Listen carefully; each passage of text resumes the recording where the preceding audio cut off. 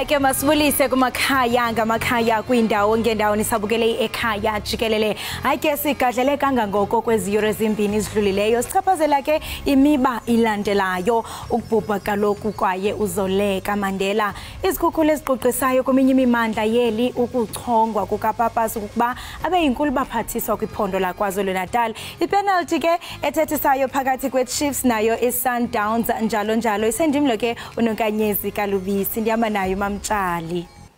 Mbukeli hayi ziyakhala sithi nje damthilili kwayisho lontelezi ihora lesilokugcina ke ngcileli mbukeli kanti sizoxoxa noyimeya semngeni uChris Pappas ozoxoxa nathi phela ngesinqumo sokuqokwa kwakhe njengondunankulu kanti ke nontelezi uzobe ekhona uChris Pappas ke mbukeli ukhumbula ukuthi phela uqokwe njengalowo ozongenela isikhundla sokuba undunankulu lapha kwa eKZN noma ke KwaZulu-Natal mangabe sekufike isikhathi sokhetho ngonyaka ozayo ukhona ke sobe sixoxisana naye kanti nontelezi ke naye ukhona ngaphambi kokuthi phela uhlelo zobe sesinikeza umculo omnandi awufundi iphuthelwa igama lami nguNonxolo uMamtshali wakwamwali kanti njengamanje ke mbukeli ake sibheke nje ke ehamba phambili kuleli hora.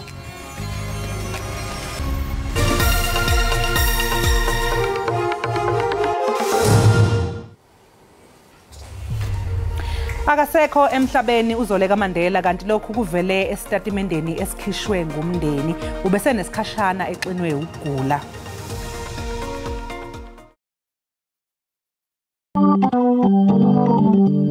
Egole Gauteng mtana mibo kwandonga ziyaduma kwanyama kayipheli phela mazingendo davuka stotobala thina siyiSoul Brothers sihlala ubukele Ekhaya Jikelele kutholakala nezemidlalo nako konke ungaphuthelwa hlala ubhekile.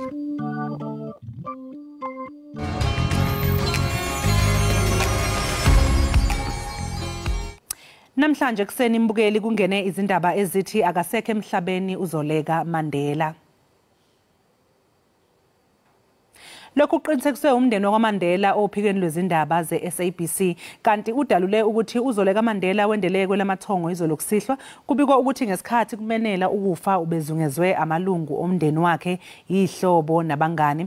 Uzoleka ubengumbhali wencwadi aphinde abe isishoshovu samalungelo abantu kanti ungumzukulu kaMakadebona umzabalazo ubaba Nelson Mandela ongasekho emhlabeni kanye nomama uWinnie Madikizela Mandela naye ongasekho emhlabeni. Abasemagunyeni kwiphondo laseNtshona Koloni namhlanje kulindeleke ukuba baqalise ukuvavanya umonakalo obangelwe zizantyalantyala zemvula nezikhukhula kwindawo ezininzi zeliphondo. Imisebenzi yokucoca nayo ke iyaqhubeka imozulu embi yashiya amakhulu wabantu bengenamakhaya. Abasemagunyeni bathi kulahleke abantu ababini emva kokuba izikhukhula zikhukhulise imoto yabo. Abahlala abaninzi baye bakhutshwa kumakhaya abo basiwa kwiiholo ezisekuhlaleni. Kusenjalo nasemkhandleni idolobha waseNelson Mandela Bay Eastern Cape okuhlasele imvula enamandla ehambisana nomoya. Kubikwa ukuthi kwezinye ingxenye zalomkhandlu idolobha amathonsi emvula abe ngu-40 mm ngenhlanhla kwamanje umonakalo odalekile awuzange uholele ekutheni kube khona abashonayo kube sekuhlengwa amakhulu abantu abahlala emjondolo ikiwihaya noma ke ehlonyekwe khona kuleya ndawo njengamanje izisulu zalemvula zibuyele emakhaya azo ukuyobheka ukuthi ayikho yini impahla ezingayihlenga iphinde isebenziseke. Mbukelo kwamanje ke siphosa amehlo ke sibheke ukuthi kumi kanjani kwisimo sezulu.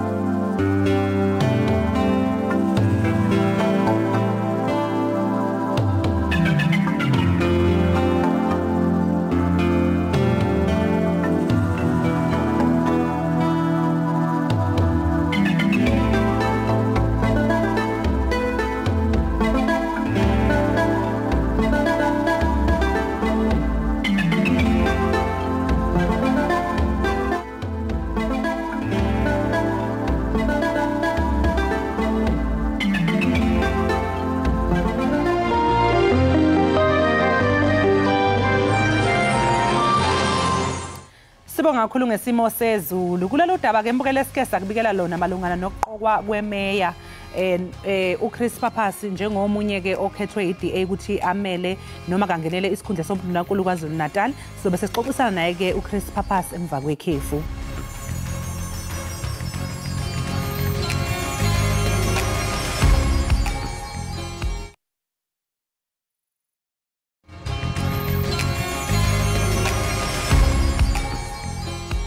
Siphinde sikwamukele mbukeli Ekhaya Jikelele njengoba ke besikuthembisile ngaphambi kokuthi ke siye ekhefini ukuthi sizoxhumana ke nemeya yasemngeni uChris Papasi omenyezelwe njengozomela iDA njengoNdunankulu okhethweni likazwelonke ngonyaka ozayo kwaZulu Natal. uPapasi ke uyimeya kumasipala okuyiwona wodwa ophethwe iDA esifundazweni ke iKwaZulu Natal. Njengamanje ke sixhumana naye ngohlelo lweZoom. Papasi sikubingelele sikwamukele Ekhaya Jikelele sibonga kakhulu ngesikhathi sakho namhlanje. Sanibonani ngibingelela wonke umuntu wasekhaya. Hayi nathi siyakubingelela siyaphila. Papasi ukukhethwa kwakho ukumela iDA kwesobundunankulu kusho ukuthi ke ubuholi beDA biyakwethemba impela. Engabe ukholwa ukuthi kukhonjwe wena ngenxa yomsebenzi oncomekayo owenzayo kumasipala wasemngeni? I think siqale lapho sanikwa ithuba ukuhola uhulumeni wokuqala nje weDA esifundazweni. Sakhombisa ukuthi siyakwazi ukuletha intuthuko noma inkingi zisakhona ngoba sisanda ukungena kodwa kulesikhathi lesifishane esikhona esikhundleni samandla sikhomisile ukuthi siyakwazi noma ngiyakwazi ukuhola ithimba ezoletha ushintsho endaweni. Ungathi nje ngokwakho nje umngeni usushintshe kanjani ngaphambi kokuthi ungene kunamanje njengoba sekukhona wena njengemeya? So I think okuqala nje into engabonakala kakhulu kubantu kuhulumeni ukuthi awukwazi ukulungisa isimo somkhandlu ungalungisanga isimo sezimali emkhandlweni. So kwamanje sasole izikwenedi zomkhandlu silungisile ukuthi siyakwazi ukukhokhela abasebenzi siyakwazi ukuthenga imishini yokusebenza oganaganda ograder izinto enjalo. Ngokuba sesikwenze lokhu sesiyakwazi ke ukuletha intuthuko so imigwaqo sesiqalela ukwalungisa. Ama-truck ukuklina udodi ukuqinisekisa ukuthi indawo ihlale ihlanzekile sesiwathengile umsebenzi uyaqhubeka. Abantu abaningi sesibaqashile kumkhandlo ukuqinisekisa ukuthi sinawo amandla ukuletha i-service delivery. So izinto ezidingakala ukuqinisekisa ukuthi umkhandlu uba umshini wokudeliver siyakwenza. Manje Papasi njengoba nje ne-IFP ingenise kangaka nje kwaZulu Natal njenge-DA nizokwenza kanjani ukuthi nani ningenise phela ikakhulukazi nasey'ndaweni zasemakhaya kwazise phela iningi labavoti be-DA ngathi abantu basemadolobheni? So I think uqinisile bakhona abantu abaningi abavotela iDA abahlala emadolobheni kodwa bakhona nabantu abahlala emakhaya namadolobho lawo mancane asemakhaya. Ngicabanga ukuthi I think kuyaziwa ukuthi i-IFP sisebenzisana nabo ngoba inhloso yethu ukukhipha laba noma izigebengu lezi ezikhona emandleni kufanele sibakhiphe lapho ngoba isifundazwe sethu siyahlehla kakhulu okwamanje. So umsebenzi wethu ungene emakhaya uqinisekisa noma ugqugquzela abantu ukuthi cha leli qembu leli le-Democratic Alliance iqembu elithembekile lapho esibusa khona ushintsho luyabonakala. Nathi futhi sicela ithuba emandleni esifundazweni. Manje ke uma kwenzeka ukuthi ke emva kokhetho lingabibikho iqembu elinqoba nje ngokugcwele ke kwaZulu Natal imapha amaqembu enimisela ukusebenzisana nawo ngiyezwa ngoba nje uPaula ngeNkatha Freedom Party ngiyabona ukuthi cha ingenye yamaqembu enimisela ukusebenza ngawo. So ngicabanga ukuthi ngingaba usopolitiki omubi kakhulu uma ngingathi iDA izowina 100%. Kodwa ngicabanga ukuthi siyazi ukuthi akekho umuntu ozothola u50% esifundazweni saKwaZulu Natal. Ingakho ke siba nokusebenzisana nomdlelwana neIFP ngaphambilini ngomkhetho ukukhombisa ukuthi cha siyakwazi ukusebenzisa noma ukusebenzisana ukuletha intuthuko endaweni ezihlukahlukene noma imikhandlu le esiphethe nabo. Kodwa okubalulekile ukuthi imbono ye-IFP ne-DA, izimiso ze-IFP ne-DA cishe zifana. Shuthi ke lokho kusho ukuthi siyakwazi ukubambisana noma kungaba khona lapho esishayisana khona le nale impilo leyo, kodwa siyazi ukuthi into esifunayo sisonke ukukhipha izigebengu emandleni ukuze sikwazi ukuletha intuthuko ebantwini bakwaZulu. Manje nje kungani ke ungathi ke kungani izakhamuzi zakwaZulu Natal kufanele zikhethe iDA ngaphansi kobuholi bakho njengondunankulu okhethweni ngelwa ngonyaka ozayo? Ngicabanga ukuthi sitshengisile ukuthi lapho esibusa khona impilo zabantu ziba ngcono. Yebo zisakhona inkinga lokhu siyakuvuma. Kodwa umngeni noma iWestern Cape noma iMidvaal noma indaweni ezihlukahlukene azisona indawo ezihlukene neSouth Africa. Inkinga zaseSouth Africa inkinga zakhona. Kodwa siyakwazi ukukhombisa futhi uhulumeni omkhulu uyakhombisa ngama statistics abo ukuthi kahle kahle indawo ze-DA zingcono kunendawo ezibuswa ibona iqembu elibusayo. Kodwa enye into engicabanga ukuthi engiyilethayo kubantu base-KZN ukuthi ngumuntu omusha. Ngilethe i-energy, ngilethe enye into kwipolitiki engangazibonakala kwipolitiki eKZN. Abantu bafuna ithemba, bafuna ukwazi ukuthi uma banesibindi sokushintsha ivoti labo kuzoba khona into eqhamukayo. So mina into engisho kubantu base-KZN ukuthi iba nesibindi ukushintsha ivoti leni ngoba sifuna ukuletha uhulumeni ozonihlonipha, hayi uhulumeni ozonihlukumeza. Ngabe yiso leso ke isiqubulo sakho mhlawumbe somkhankaso wokhetho noma nje ke umyalezo wakho wokhetho ohubusa ebantwini? Ngibonela lapha enkundleni zokuxhumana usho unindaba yokuthi cha abantu badinga umuntu ozoba i-representative yethemba abazothi uma bembona babe nethemba ukuthi izinto zoguquka. Yeah, sikhathela ukusatshiswa. Sivuka usuku nosuku kuba nobunzima. Abantu abasebenzi, amanzi awekho, imigwaqo ohambeki, inkinga siyazazi. Kodwa siphila ngokusaba. Into esifunayo sifuna ithemba empilweni. Sifuna ukuvuka sithi cha ikusasa lethu lizoba ngcono kunalento esiphilayo namhlanje. So umkhamkaso wami uthi number 1 sifuna ithemba ukuthi libuyele ezweni lethu esifundazweni sethu. Kodwa okwesibili ke sithi ukuletha lo ushintsho umuntu nomuntu fanele abanesibindi. Ukuba nesibindi kuchaza ukuthi cha noma kunzima ukwenza into nawe uyakwazi ukukwenza. So ngithi iba nesibindi abantu base-KZN, shintshani ivoti sibone ukuthi umehluko singawubona. Okugcina ke lento yenhlonipho. Sesikujwayele ukuthi uhulumeni wethu uyasihlukumeza. Mina ngithi akufanele kube njalo. Uhulumeni fanele uhlonipha wonke umuntu, uhulumeni fanele usebenzela wonke umuntu. Kahle kahle sithunyiwe, sibekiwe yinini abantu base-South Africa, abantu base-KZN, kufanele sinhloniphe. So isibindi, inhlonipho, ithemba iyona into esilethela abantu base-KZN. Manje Chris nje sesizophetha ngabe bunjani nje ubudlelwano bakho nabaholi kwi-DA? Ngibonile lapha uJohn Steenhuisen mangabe ke se-announce ukuthi nguwo lapha injabulo nabe naye ebusweni. Ngiyabona ukuthi hayi buke ngasengazuthi cha nisebenzisana kahle. Yeah, angisena umuntu okujwayele ukuhlangana kakhulu nepolitiki engaphakathi kwenhlangano.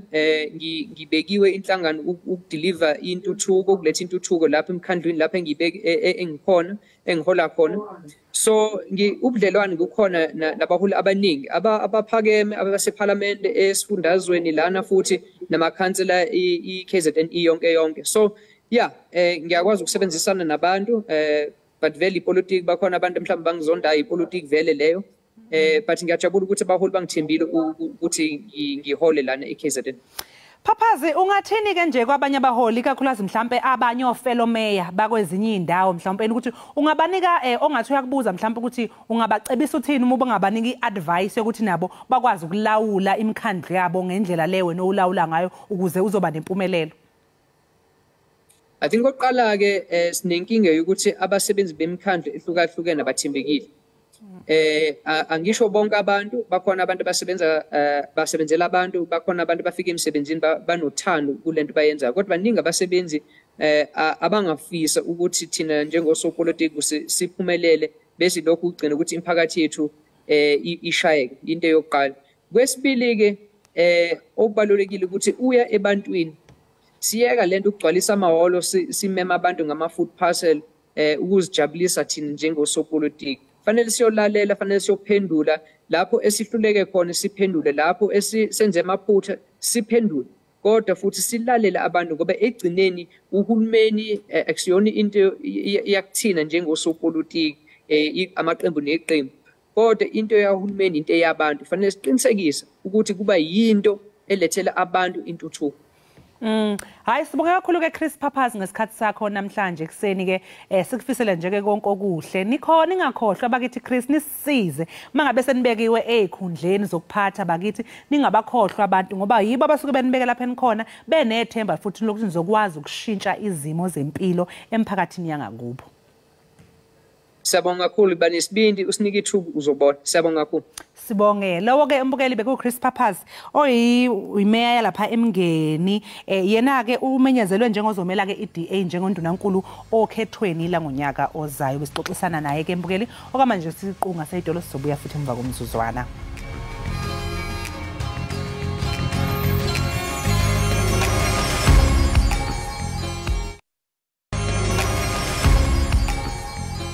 Siphinde sikwamukele mbukeli lapha ekhaya Jikelele. Sibonge kakhulu umbukeli ukuthi usahlezi nathi lapha ekhaya. Akusinto esithatha kancane leyo, siyabonga kakhulu. Inyanga ngamandulo yaziwa ngokuthi inyanga yamagugu lapho umphakathi wakuleli ubungaza amasiko wawo ahlukahlukene ezweni lonke. Iyazibuye emasisweni isimanga ke somcimbi ohlanganisa wonke amasiko kanti wona ke uzobanjelwa eThekwini eDurban Trade Port. Lo mcimbi kuhloswe ngawo ukunikeza bonke abantu eAfrika ithuba lokubungaza ukuba ngama-Afrika bendawonye. Uxoxa nathi ke kabanzi ngalo mcimbi sixhumana ke ngeZoom nonkosikazi uThobekile Ndlovu ongusihlalo kwalo mcimbi. Thobekile Ndlovu sikubingelele ekhaya Jikelele. Sibonge kakhulu sikwamukele, siyabonga ukuthi ube nathi namhlanje. Good morning lovely people. Ngiyacabanga ukuthi ngiyaphila. Happy Heritage Month. Happy Heritage Month to you too, Sis Thobekile. Sibheke phambili manje emcimbini ke iAzibuye emasisweni kule mpela sonto esiya kuyo. Akusixoxele nje ngawo kabanzi. Yo, umcimbi lo nathi sonke subheke ngamehlo abovu ngoba umcimbi ozosenza sikwazi ukubungaza nokujabula nokucelebrate ukuthi singama-Afrika and kubaluleke kangakanani ukuthi sikubungaze ukuba ama-Afrika. Ngoba into yesine sisile ukuthi ukukhula nokudlondlobala nokuthuthuka kukwenza sabukela phansi ubuthina kakhulukazi kwangazuthi into nje yabantu abangafundanga kanti cha phela you can never be too great enough to be a true you. Fanele uthi noma ukhula kodwa ungayiluzi impande zokuthi wena ngumAfrika. Ngakho ke i-event yethu imelana nalokuthi sikhumbuzane ukuthi sinamandla angakanani osisizwe sinamandla nesihle kangakanani njengama-Afrika and i-diversity yethu inhle kangakanani ayidingi ukuxutshwa nalutho ayidingi ukumixwa nalutho sibahle nje sinje. Ukuthi-ke manje mhlambe asike sithathe serious lento yokuthi singama-Afrika sithuthukise sibrande kabusha sipromote so that ezinye izizwe they will eventually find us to be a nation to be reckoned with ngoba njalo masipromota a western culture sipromota izinto nje ubuka ukuthi kahle kahle sibona ukuthi siba right noma sibangcono kakhulu masithi sabelungu kodwa iskin sakho nolimi lakho lokuphikisa licha umuntu so thina sizama ukuyirebalance again lento ukuthi hayi no sibahle sinje. So asibuye emasisweni nje sikhumbuzana ngalokho nokuthi si-celebrate ngokwamaciko ethu umculo ama-poetry indlamu umbholoho sibe nje abantu sidle ukudla kwama-Afrika kodwa kube very beautiful. So sithi nje i-heritage inyanga yamasiko i-heritage inyanga yama-Africans. Happy Heritage Month. Yebo. Imicimbi yamagugu kwesithobekile eminingi yenziwe ngosuku lwamagugu. Kungani ke nina nikhetha ukuthi niyisingathe noma nisingathe lo mcimbi wase-Azibuyele emasisweni mhla ke zingamashumi-30 futhi lo mcimbi ke ngabe uhluke kanjani mhlawumbe kweminye? Njengoba uchaza ukuthi inyanga yamagugu is one of the very busiest months nje nationally. Lokho kwenza ukuthi sibe scattered. Uthola ukuthi kwesinye isikhathi ukwenye event useva kwenye event ukhuluma kwenye event supporta enye event so thina sikhethe ukumane sithi nje asike sinike ithuba yonke le eminye imicimbi bese thina siyavala kube thina esivala inyanga yamasiko ngoba okubalekile ukuthi uma sesikwenze konke sabhizi kuko konke sibuye sihlangane sivale futhi nenyanga ngendlela enobuciko nayo futhi manje ke imaphi ke amasu ngixolisa lapho kwephululimi into yenze isikhethi Dubai Trade Port ukuthi phakathi eKing Shaka Airport so nosuke eGoli nosuke eCape Town nosuka Melenda nje uyawalk as a venue so i-central and i-convenient for everyone. Imaphi kamasu sisithobekeleni nawo ke ekuthuthukiseni amasiko ikakhulukazi ke kulomcimbi wena enizobe ninawo? Asiqale la kulomcimbi esizowenza kumele ugqoke lithi itheme yethu ugqoka ngendlela eveza ubuzwe bakho, be the best version of your tribe. Ngobani sifuna ukuthi umuntu nomuntu aziqhenye nge-identity yakhe ne-culture yakhe nemvelaphi yakhe, regardless of your achievements, regardless of your financial, your bank balance, regardless of your achievement. Before everything, you are an African. So it's compulsory ukuthi ufane ugqoke traditional. And that assist ekutheni sibooste amabhizinisi ngalo weekend alabantu abakhiqiza impahla zethu, our African garments. Siphinde futhi sinabazo abahwebela nayo ama-vendors azobedayisa that day ekuzomele siwasupporte. Sithi njalo langa fika futhi ube prepared nophatha imali ukuze ukwazi ukuthenga, kube khona ama-families azolala edlile ngenxa yemali yakho ngalolu langa. And then siphinde sibe ne-entertainment, ama-artists aculayo siwanikile ithuba lokuthi azocula, siwadalele nawo amathuba omsebenzi kulowo mpelasonto ukuthi alale edlile efide imindeni yawo. So sinama activities amaningi, sibe nalaba benza ingqephu, laba bengqephu bazoveza ukuthi singama-Afrika sinaluphi uhlobo lokugqoka, ngabe uya kwi-traditional event or uya kwi-gala dinner ebusuku ungayigqoka i-African attire, ungayigqoka i-African print, so bazobe sikhombisa. So nje sinento diverse ehlukene that day ekhombisa ubuhle bama-Africans. Njengoba nomcimbi ke abasinayo Zulu dance esinayo nama-African dances angafani abasikhombisa ukuthi sidansa kanjani kuningi nje. Manje njengoba nomcimbi kuzobe useThekwini nalapho phela iningi labantu ke kuyisizwe samaZulu, ngiyazi ke kodwa njengoba unawe ke uPaul uthi umAfrika kuzobe kukhombiswa ngobuAfrika, ngiyabona ukuthi cha nezinye izizwe ke nimemile nazo futhi zamukelekile. Yebo, zikhona zimenyiwe. Mase sama-Afrika thina sihlangana ngaphansi kwe-umbrella Africa. Not Yamazulu, not Yamapedi, not Yamaxhosa. Sithi come represent your tribe, be the best version of your tribe. So yes, so besihlangene akuwona amaZulu kuphela, ama-Afrika ehlange. Sinanabantu abavela kuma-African countries njengo Nigeria, Tanzania bazobe bekhona. So sisama-Afrika nje sihlangene. Yeah, hayi bazothutheleka impela bonke ke ngobuningi babo kulo mcimbi. Manje ke osanda kuzwa njengamanje nje oqala ukuzwa lapha ekhaya Jikelele mayelana lomcimbi ke wayibiyele emasisweni sisi ingabe mhlawumbe ke yena nje ke umbukeli ungamtshela uthini like kuziwa kanjani ofisa ukuza azoba ingxenye lomcimbi, ingabe ithini imicikilisho nemigomo yakhona? Okay, umcimbi wethu unje sesalelo nje u4 days kuphela bese uba khona. So amathikithi ayatholakala eShoprite, la combi ticket aphinda atholakala futhi nase Pick n Pay. Uma uthenga amathikithi awu250 kodwa uma uthenga ayu10 wathola ngo200 rand. Uvumelekile futhi ukuphatha yo beautiful camp chairs and your picnic, ufike uhlale and enjoy this beautiful show and all these activities that day. Uphinde uthenge ke support ama vendors that day. And we also have a VIP marquee ke nala, but if ungena kuma computer tickets yachazela, because the VIP section it's where uba ne private venue yakho yokuhlala, eba nama meals, they take care of you, your private waiter, just to give you the lifestyle that you deserve while you are being a true African as well. Ngoba we expecting people ukuthi bafike bevunulile. Yes, uqhamuka ulifakile ibheshi lakho, udilike kwi-Bentley yakho, udilike kwi-Porsche yakho, umXhosa nombhaco wakho, ngoba sifuna ukuthi cha before everything sama-African.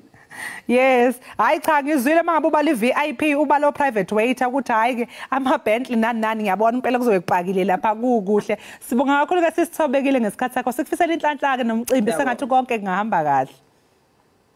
kubonga thina guys for a platform nani nenza umsebenzi omuhle ningakhathali. Siyabonga kakhulu. Thank you so much. Siya appreciate ukuzwa lawo mazi asigqugquzelayo. Lokho ke mbukeli bekutho bekulendlovu obesitshela kabanzi ngokubaleka ukugubha inyanga yamagugu nokwamukela nje izimpande zethu zase-Afrika. Okwamanje kasithi qhu ezitolo siyabuya emva komzuzwana.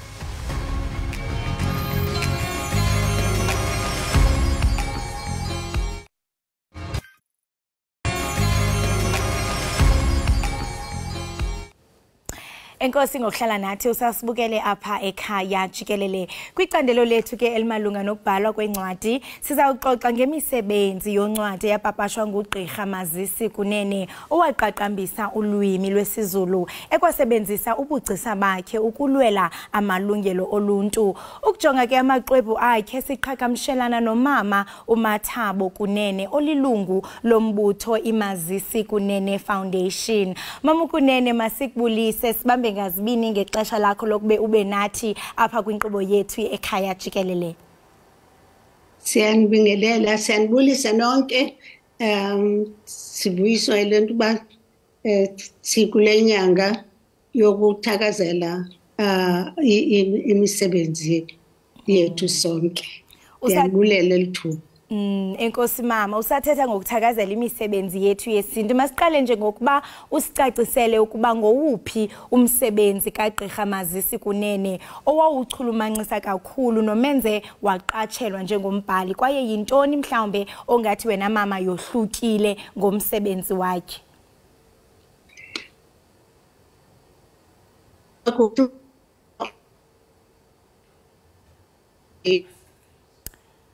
Uyandiva mama? Over 10,000 akhona ke sine music kodwa kuyona ebalulekile edlange ngaphezulu yonke uShaka uKing Shaka Emperor Shaka the Great wayibhala ngesiZulu zazo zonke imibhalo yakhe ibhalwe ngesiZulu. So uEmperor Shaka the Great utranslate esuka ku unodumehlezi kaMenzi yona ncwadi yakhe edume kakhulu emhlabeni. Usathetha ngayo mama uShaka Zulu umsebenzi kaGqirha Mazisi waziwa kwihlabathi jikelele kangakokuba kude kusuke abantu bamazwe afana noIndia befuna ukuzofunda ngcono ngelembe uShaka Zulu ngenxa yomsebenzi wakhe njengoko usitsho wena mama. Ungathi mama kwakutheni ukuze akhethe ukubhala ngesiZulu nangona nje echithe ixesha elininzi ehlala kumazwe ngaphandle ngexesha localucalulo? Wayiqiniseke kakhulu ukuthi into ebalulekileyo ngesizwe sonke lulwimi lwabo namasiko abo nezithethe zabo. So indaba ukuthi sasilwela inkululeko silwela inkululeko ukuze nengqondo zethu zikhululeke. So awukwazi ukukhuluma ngomthetho nomuntu ngolimi olunye lwaphesheya. Ufuna ukuthetha nabantu bakuve kakhulukazi abantu abancinci nabantu abadala. Sikwazi ukuthi incwadi esizibhala zibhalwe ngolwimi lethu qha.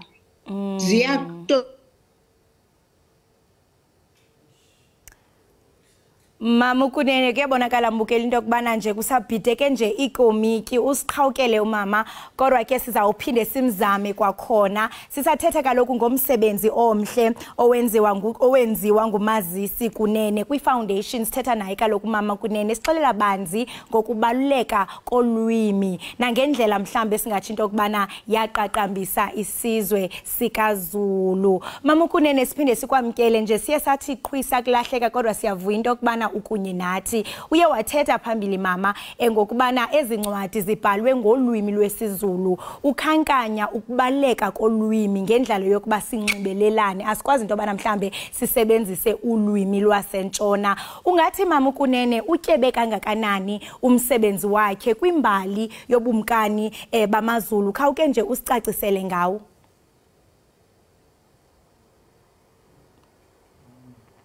Mama Kunene ukhona? hayi mbukeli ke sisaqhubeka ke mbukeli ubukele iEkhaya Jikelele kuyabonakala into kubana umama ukunene nje kubhideke ezokomiki ngenxa nje ye network yayibona mbukeli ne load shedding inzima kakhulu kodwa ke besithetha ngomsebenzi wenkcubeko njengoko kaloku sibhiyozela inyanga yamagugu namafa besingathanda ukuva banzi mbukeli xa kuziwa kulwimi lwesiZulu nangendlela oluqaqambiswa ngayo into kubana bukumkani bakwaZulu buqhube bade bamaphi na usabukele ke iEkhaya Jikelele kanti ngokumbukeli sizawujonga eziphala phambile kumakhasi onxibelelwano ku x.com yazi kaloku mbukeli into kubana ulithanda kakhulu xa sisifika kwesisiqendu ngaba mhlambe ke zeziphi eziphala phambili pha ku-x.com hayi namhlanje njengamanje mbukeli sokucaphuna ukuphawula kwababukeli lapha ku-x.com mayelana nokwedlula emhlabeni kukaZoleka Mandela khona nje abantu abathathu lapha enkundleni yokuxhumana abathe babhala izimvo zabo mayelana nokwedlula emhlabeni kaZoleka Mandela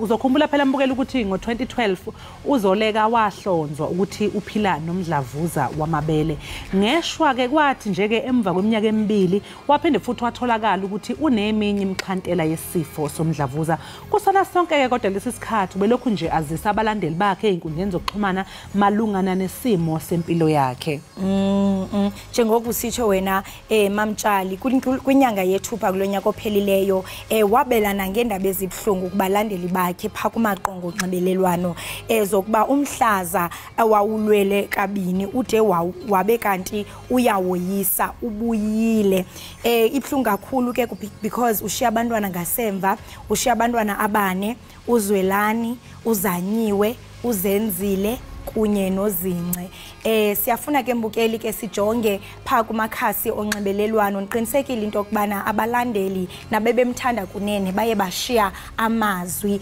ovelwano ngakuye uZoleka Mandela masibake sijonge mbukeli babathini Isifundiswa uthi one thing about Zoleka Mandela, she was very open about her fight against cancer and boy did she fight. I can only imagine the pain of hearing that the cancer is spreading, but worse, I feel for her children now. Her book in Insta truly instilled hope in many. May her soul rest in peace. Uyasho ke ukuthi cha ubekade evulelekile ekhuluma ngalempi abeyilwa against cancer ulwile impela yona usethe yasho nje ke umbukeli ukuthi cha uyacabanga nje ukuthi kubhlungu kangakanani ukuzutshelwe ukuthi ayi icancer ya spread isisabalele emzimbeni wonke usunesikhathi esingaka sokuphila lezo zindaba engekho kumnandi kunanombani ongabezizwa kodwa yena ubelokhu nje strong eqinile ebazisa futhi ke nabalandeli bakhe nabantu nje ku social media ngohambo lwakhe nalesi sifo somdlavuza ake sizwe ko omunye ukuthi uphendule wathini uChrisy uphendulile sithi Zoleka Mandela prepared us for her passing but I don't think I was ever ready for this news. I'm honestly so sad. Her kids uyathi into kubana uZoleka Mandela uye wasilungiselela ngokudlula kwakhe emhlabeni kodwa ke ebengacinga into kubana ebengalungela ukuva ezindaba zibhlungu uyathi into kubana uxhelekile kakhulu kwaye nje uthi abantwana bakhe bazawuthini hayi mbukeli ngenene akekho umuntu okulungiselelayo for ukufa noba umuntu akuthiwa ugula uyoma kuphi kodwa awukwazi into kubana ufikelele wamkele enhlizweni yakho bangenene lo muntu lowo uzawusishiya emhlabeni ngamazwi ke lawo abantu pha ku-x.com abawaphosayo Hello Miss 25 uyacho uthi Zoleka Mandela who will look after her kids since her mother and grandmother have passed. Oh Lord, have mercy on them. Hey, yazibuza into kubana ngubani ozabanga uqala balibanzi ajonga abantwana bakhe njengoko kaloku umama wakhe nomakhulu wakhe nabo sebelandulela eli uthi Thixo iba nenceba ngaphezulu kwempilo zabo.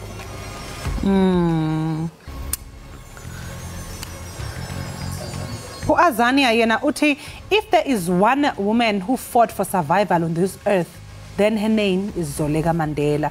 Wasefaka-ke inhliziyo lapha ephukileyo kanye nenyembezi.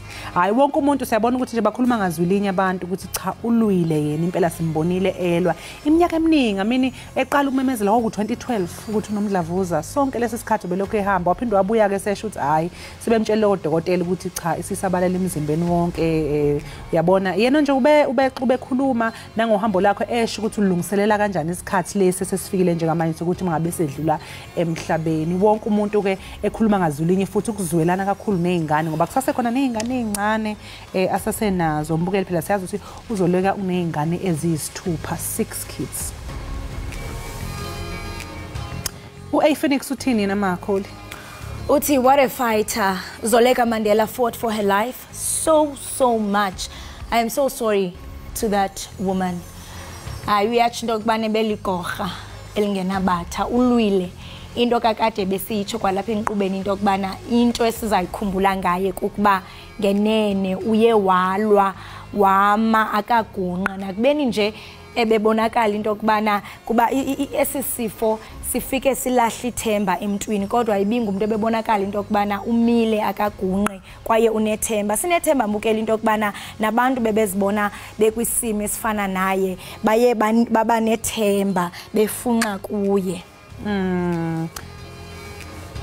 Uino Tijani uthi yena Zoleka Mandela fought so much. She instilled hope in most of us and taught us not to ever give up, even if the end is near. What an inspiration she was.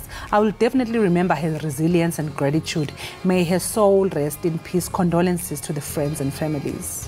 Uyasho ukuthi usifundise kakhulu befaka ithemba kithi sonke efundisa futhi nje eyisimbolo yokuthi ungagive up empilweni ube inspiration kakhulu uthena uzomkhumbula nje ngokumelela kwakhe nokuqhubekela phambili kwakhe nokuba imbokodo sekathi umphefumulo wakhe ke ungalala ngokuthula kuphinde futhi kududuzeke umndeni kanye nabangane.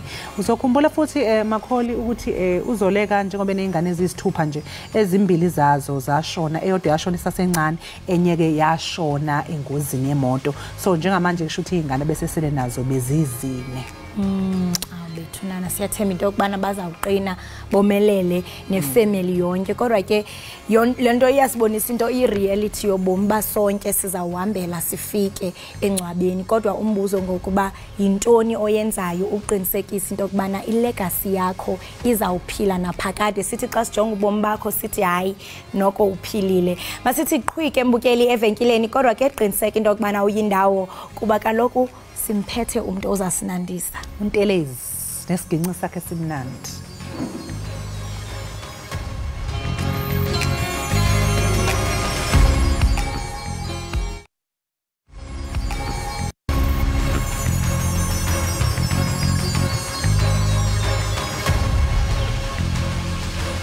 Ake mbukeli sesifike ekupheleni kohlelo lethu Ekhaya Jikelele namhlanje sibonga kakhulu ngokuthi ke uhlanganyele kanye nathi kodwa ngendlela esikuthanda ngayo mbukela sikwazi ukushiya wedwa nje ukhona umculi wethu untelezi ozosinikeza umculo omnandi makholi umnandi kakhulu uthi damthilili kamnandi mawethu.